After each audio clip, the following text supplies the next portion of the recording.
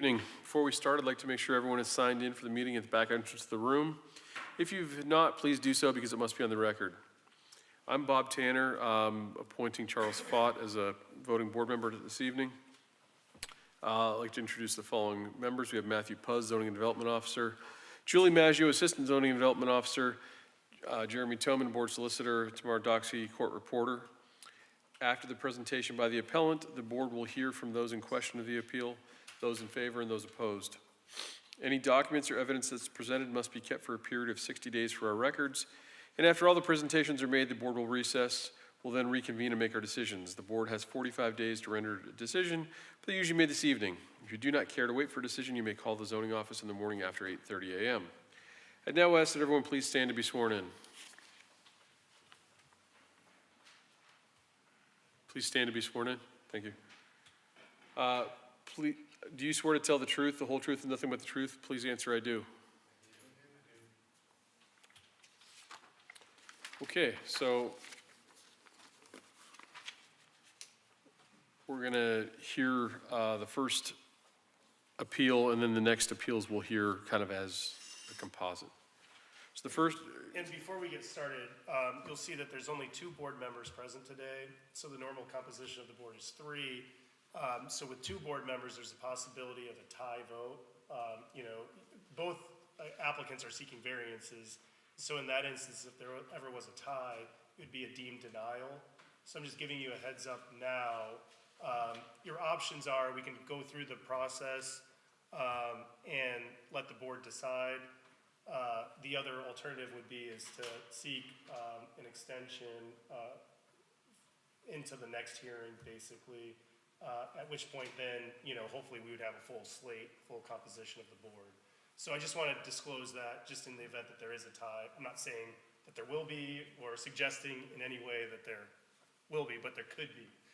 So I just want to put that out there. And so if any of the applicants, like if you have, when we present your name, if you would prefer to wait until the next hearing, just let us know once your name's announced. Thank you.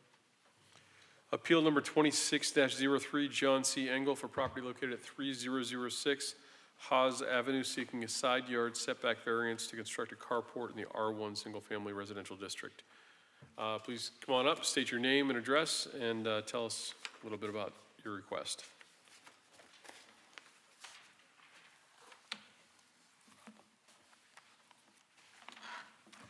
Good evening.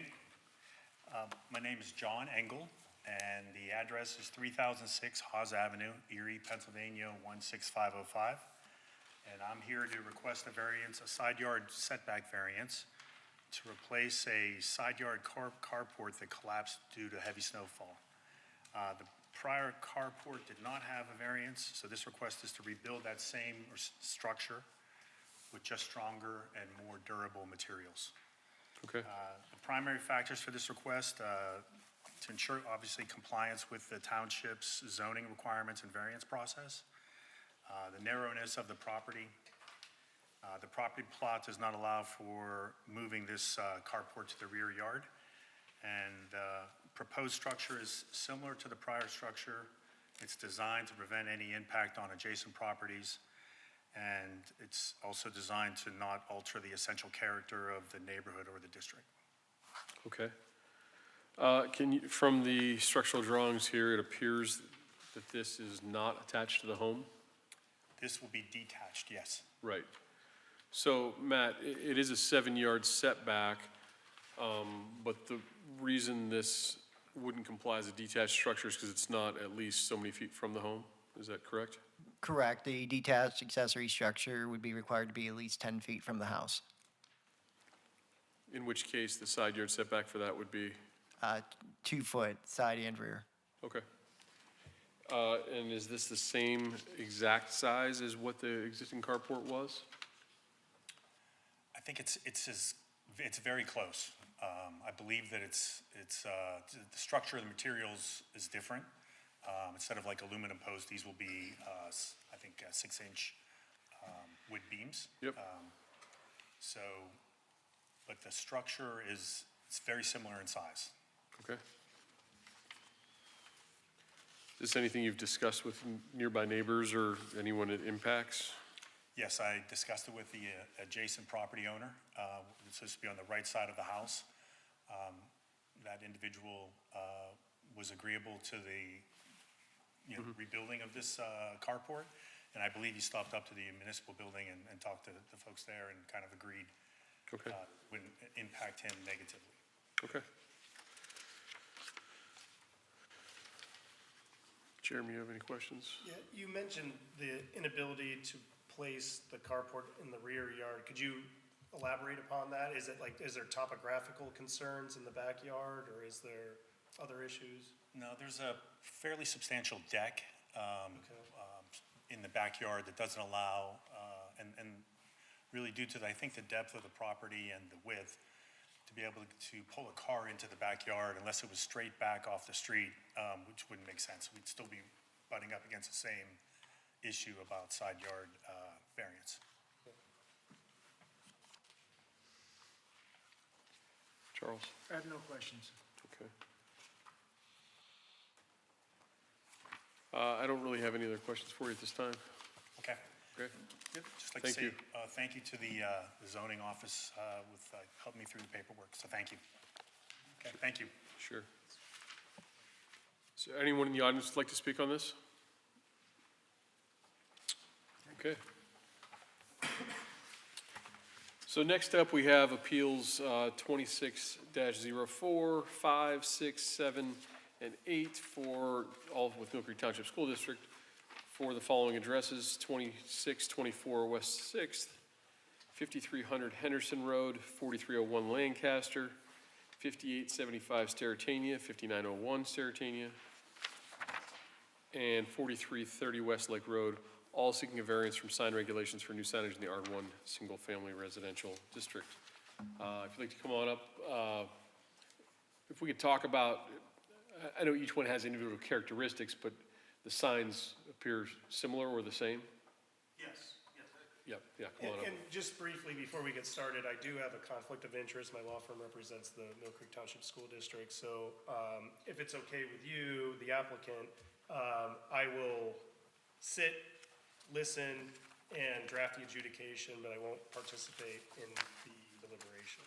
Yeah, Aaron? Yes. Thank you, everyone. Good evening. My name is John Finn. I'm with HHSD Architects Engineers. I'm also here with Mr. Aaron O'Toole with the school district. To answer your question, yes, they are all similar.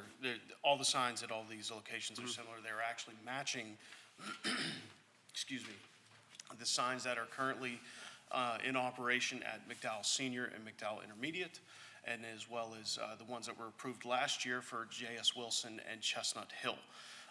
The thing about the variance that we're going for here is an increase in the size for the electronic message center. Per the variance, is at 145/88, 32 square foot is the max size. The existing signs that we have now are all greater. The electronic message center is, and banner at the top for these signs will measure at 40.42 square feet, which is 8.42 square feet greater. It's just under 8.5 square feet greater than the ordinance has the restriction for. This does match the signs that at Chestnut Hill and J.S. Wilson. And the reasoning behind this and the request in general is it's one sign for the school district. Many reasons. The first one being it is one sign for the school district to have to maintain, receive training on, operate under a single vendor. All of these signs will be the Daktronics Galaxy GS6 series electronic message center that we are installing right now. So one vendor, one source of parts and things like that. So from a maintenance standpoint, this is a much better situation for the school district. However, the more important factor here is in the size is the ease of conveying the information to the motorists and individuals seeing the sign as you're passing by.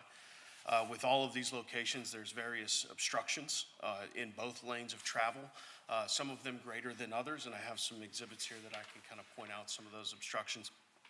But the time that you actually see the sign is very brief as you're traveling by it in some of these locations. So having a larger image does allow the motorist then to see the information that's being portrayed by the school district at those locations, so. Okay, is it correct then that all of the existing signs are the 32 square feet is what's allowed? Are all of the existing signs the same size? Yes, well, I believe the ones at J.S. Wilson, and I can say that to the ones at J.S. Wilson and Chestnut Hill. I don't have the square footage for the ones at the high school and intermediate. I believe they are right there with that, they're very close to that. The electronic I'm message. sorry, I'm talking about the existing signs at all of these parcels. The existing signs, they're various sizes. Oh, So they're various, okay, yes. so we can talk about each one a Yes. little bit independently. So now we can kind of go down through each site a little bit. Now we Yes. understand kind of the overall, so we don't have to repeat it 5 times. So, first one, 2624 West 6th, so Tracy Elementary. We've got a 32 square foot sign requirement, proposing 40.5. This one says the existing sign is 28 square feet. So the existing sign is a non-electronic message center, so we would be replacing that with a larger sign at those locations, yes. Yeah. So, And then as far as any characteristics to talk about with this one, sight lines of the importance of exceeding the sign. yes, so for Tracy, we'll Size. start with Tracy.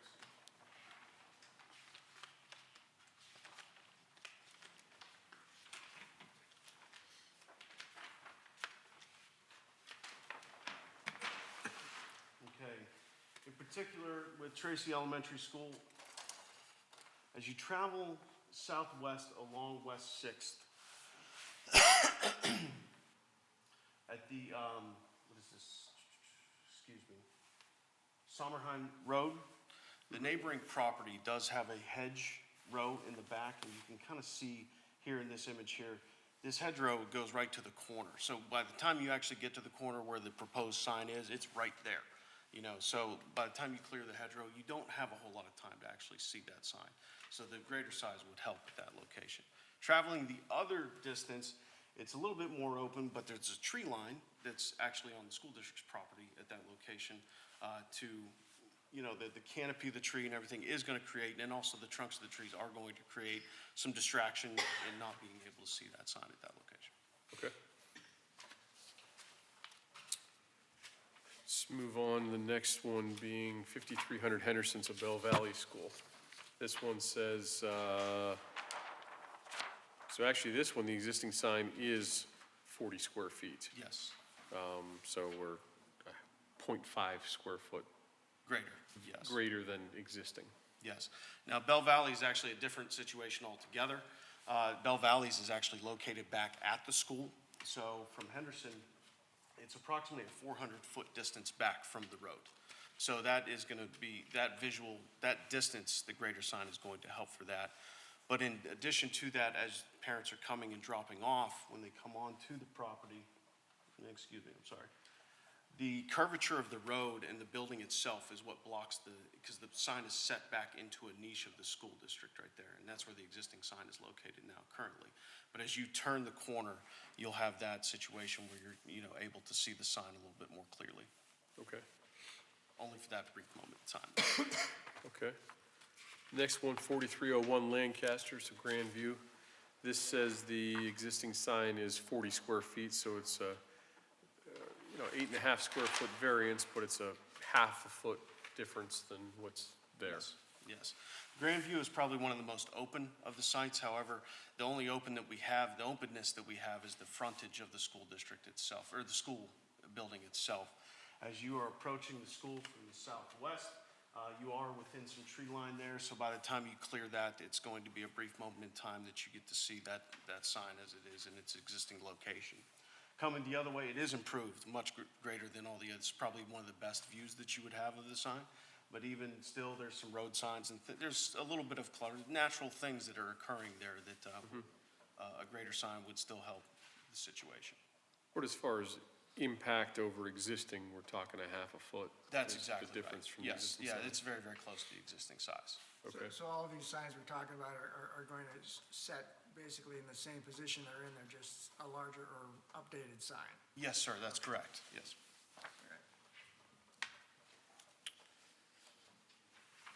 Next one, 5875 Stertania, so Asbury Elementary. Okay. Asbury Elementary is another one that, we have a one-way where we have a very, very big obstacle as you turn onto Thomas Road. Now this, Matt, can I mention the other part of this variance as well? Or the other variance for Asbury? Should I do that now? That would be For Asbury? or what would the other variance be? We have, because there's two, we have to add a sign to that property. The way I interpret the zoning ordinance is that there is actually no cap on freestanding signs. Oh, okay, I apologize, so. No. Please negate that. I shouldn't say last no comment, cap, gentlemen, I'm but sorry. there's, Yeah. you know, signage. Yeah. There's That signage Front page regulations. but- says Asbury School, but then there's another one in here, so this is actually for Asbury and Walnut? Because they're Correct. technically both the same Same lot, parcel, Same same parcel. lot. correct. So, I was under the understanding we needed a variance to have a sign for Asbury as well, so Okay. my apologies for that. So in focusing on Asbury then, when you turn off of Thomas here and approach the site, this house on the corner has a very, very heavy, heavy tree line around it. So we're gonna be placing the sign for Asbury here at the corner, right at the entrance to the school for Thomas. So now that coming- one, there's no existing sign, correct? You are correct. There is no existing sign there, so we'd be asking for a variance for the size of sign that we are looking for here. But you're allowed to have a sign, they're allowed to have another sign there, but there's no existing sign. Correct, correct. In this case, the variance would be for the size of the sign. They would be permitted to have a 32 square foot sign at that location. However, it's 40.5 square feet. Yeah, okay. Understood. And so coming from Thomas, there's a big visual obstruction there with the trees coming through the trees to beyond where the sign will be placed beyond that tree line. So that, the other direction, there is some topography that is going to be blocking out the sign, as well as another tree line on the school district's property there. Okay. And then Walnut Creek as well. Yeah,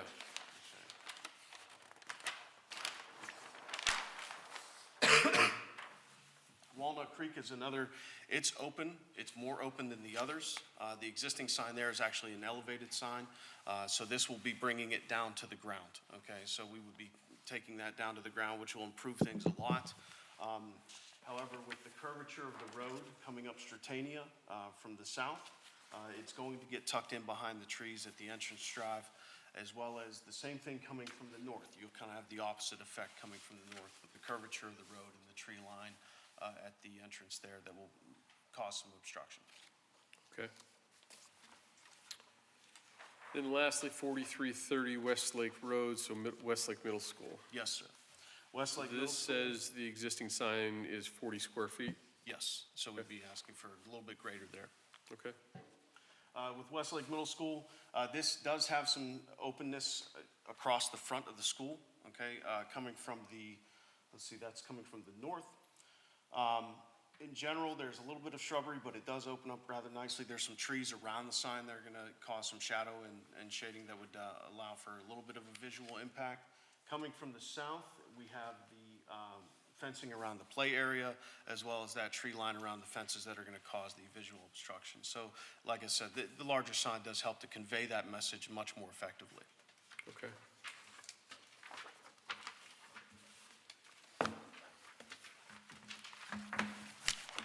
And the reason behind these signs being 40.5 versus 32? So they match the existing signs. The next model up from that, or next model down is actually rather small. So it's definitely much harder to read and get the information across. The 40.2 is actually including the name banner at the top of the sign as well, which I can show you on the drawings here. That does include the school identification at the top, as well as the electronic message center here below. That is the full 40 point. Are all these signs lighted all the time? No, they have to follow the conditional use regulations, so they are not, they are illuminated at certain points in time, but they have to follow the conditional use requirements of the variance as well. Can you tell me, because I have that plan, but it's too small, or my eyes aren't good enough, or both? That's fine. What is the size of the message center itself? Size of the message center is going to be 3'8" by 8'1". And that's with the trim and the construction, Yeah, not the square footage of that. yeah, so I have that.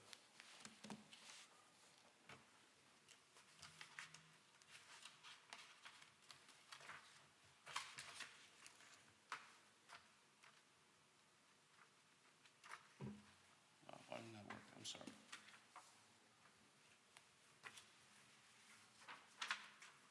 Uh, 29.64 square feet. 29.64. Okay, Thank you. Thank you. I think that's all the questions that I have for now. Yes, sir. Thank you. Thank you so much.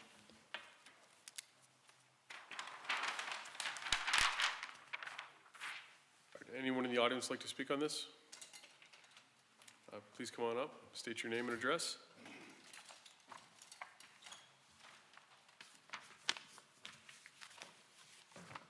Name is Brian Martin, 5215 Henderson Road. Okay, I'm also authorized to speak for five of the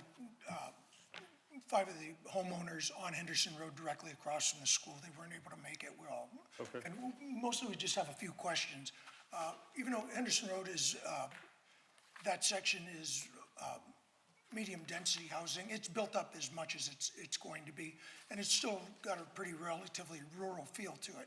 And at night, you got the park right there in the school. And while I appreciate what you guys are doing with the dimensions of the signs and the standardization, obviously that's a smart thing to do throughout the system. With the banner on it, I guess what the concern and just the questions that we have is how that's going to affect the nightscape. And I'm sorry, I don't know the conditional use rules right now, but I just wanted to come and find out what that's going to do to the evening, because it's a quiet, other than the traffic, it's a quiet, dark area at night. And I've looked at the sign, it does set back. I don't think that the sign itself is, unless the lumens will be greatly increased, but the informational banner, if that's going all the time, the one at the Bell Valley Firehouse doesn't really affect anything because it's on that busy corner. But if you have that informational banner scrolling at night other than during the school hours or an event, it will greatly affect the nightscape of the neighborhood. Matt, can you speak to that? Yeah. Oh, thank you. Would you just like me to read the conditional use requirements? Yeah, Okay. So, section 14588, electronic message center signs. They're required to, each such sign shall be equipped with an automatic dimmer device. B, no animation of any type, no audio components, no pyrotechnics, no scrolling messages, no videos, no flashing lights, and no spell effect display mode shall be allowed on any such sign. C, duration. Messages shall stay static for a minimum of 8 seconds. D, transition. The change sequence shall be accomplished by means of instantaneous repixelization of less than 1 second. E, the maximum air. stop for 1 second. So Yes. I don't know if you heard that there is no scrolling allowed. It's static for 8 seconds. So that, hopefully that helps with that part of your concern, so you understand that. And he can- I'm very familiar with the signs in Mill Creek, how they work. I guess the biggest part is how the duration that they'll be illuminated Okay. in the hours of operation. I'm going to skip to I. Yeah. I can go back, but that I think would address your concern. Yeah. Each such sign shall be shut off between the hours of 11 p.m. and 6 a.m. on every day and shall use automatic day-night dimmer software or other means to reduce the illumination intensity of the sign to 500 nits or less from dusk until 11 p.m. Okay, well, then I guess that's my concern, and no offense to you guys, you're doing it's a lot of work to do what you're doing.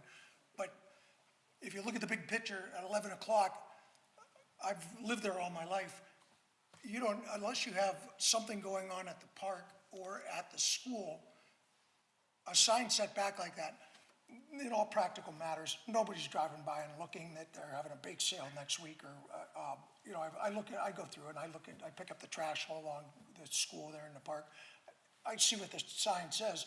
There's nothing that I think is important enough, in my opinion, to have that thing go until 11 o'clock at night on a summer evening when everything else is dark. It's gonna, I'm concerned that it may be illuminating the entire darked out area, which, One thing, I don't know if you had heard, you said, but from dusk until it shuts off, it has to reduce in power.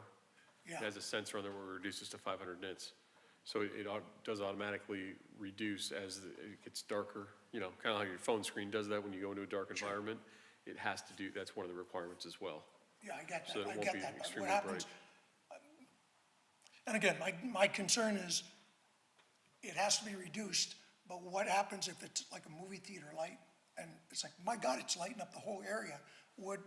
At what point, and I'm not familiar with this process, but I'm just, Sure. at what point do you say, hey, maybe we should look at how bright this is gonna be? That would be a call to the township, and they're held to the township standards of that. I mean, it wouldn't even be a call to them, it would be to the township, to Yes. code enforcement, and I'm assuming they have a way to measure the brightness, they use a. We would, the zoning office would address the concern. And, I mean, I generally handle the light complaints, so if there's an issue, please let me know. We will definitely look into it for you. Yeah, In Well- addition, in addition to that, speaking behalf of my brother, I think we turn them off at like 9:30. yeah, see, and that's reasonable, I mean, you guys see what my concern is, I mean, And you're not the only one for the other projects that the same concern was brought forward. I can't remember the exact time, but we don't go till 11. yeah. But Yeah, and that's, I'm not here to complain, I'm not here Sure. to throw a wrench in And- anybody's thing, but sometimes if you don't pay attention, Yeah. Aaron, if I could have you come state your name and address just for the record. No problem. thank you, am I dismissed? Yes, sir.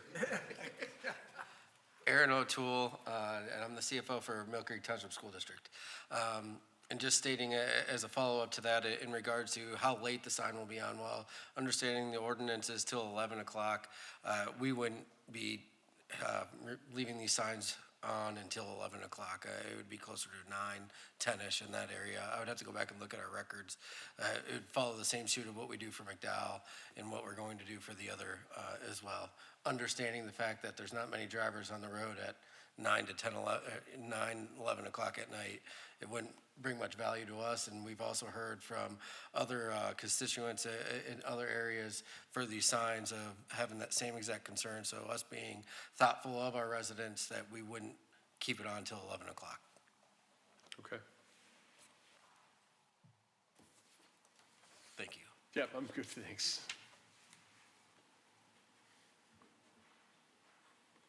Anyone else in the audience have anything to say? Okay, we're going to take a brief recess, and we'll be back shortly.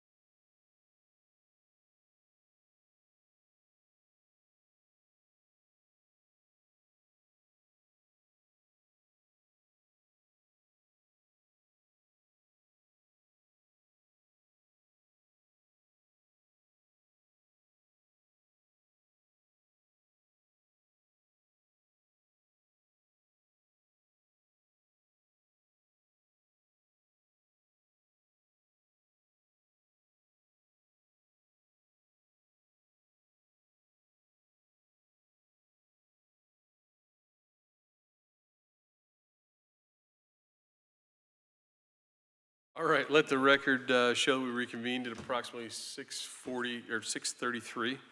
On appeal number 26-03, John C. Engel, 3006 Hawes Avenue. I make a motion to approve. Do I have a second? A second. All in favor? Aye. None opposed. Appeal number 26-04, Mill Creek Township School District, 2624 West Sixth Street. I make a motion to approve. Do I have a second? Second. All in favor? Aye. Aye, so moved. Appeal number 26-05, Mill Creek Township School District, for property at 5300 Henderson Road. I'll make a motion to approve. Do I have a second? Second. All in Approve. favor? I favor. Aye, Aye. so moved. Appeal number 26-06, Mill Creek Township School District, 4301 Lancaster Road. I will make a motion to approve. Do I have a second? Second. All in favor? Aye. Aye, so moved. Appeal number 26-07, Mill Creek Township School District, 2 signs, so 5875 Sterretania and 5901 Sterretania. I will make a motion to approve. Do I have a second? Second.